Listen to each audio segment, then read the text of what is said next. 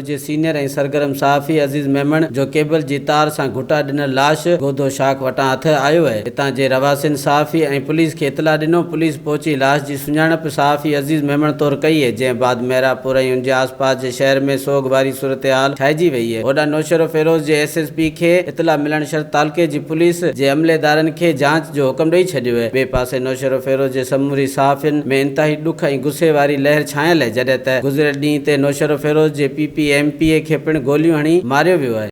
दावत खाइण वियो, हिन सां हिकिड़ो गॾु रखियलु हूंदो आहे छोकिरो अवेश, उहो हिनखे छॾे वियो उते। हुनखे चई त तव्हां वञो, मां पोइ कार ते जेको आहे न अचां थो। तव्हां 3:30 बजे धारे ख़बर पई त जेको आहे न हीअ गोदू शाख में जेको आहे न उहो लुड़ंदो पियो अचे ऐं इन जे गले में जेको आहे न केबल जी तार सां घुटो ॾेई कंहिं हिनखे जेको आहे न इन गोदू शाख में उछलाए हुनते तशदुद करे हुनखे जेको आहे न शहीद कयो आहे। तमामु जेको आहे न सादो माण्हू ऐं कंहिंसां बि दुश्मनी रखंदड़ न आहे।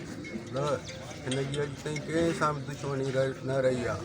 हीअ हमेशह ज़ुल्म जे ख़िलाफ़ु जेको आहे न लड़ंदो आहे। पोइ जेको बि ज़ालिम हुजे न उन लाइ जेको आहे न उहो कलम जेको आहे न हलाईंदो आहे।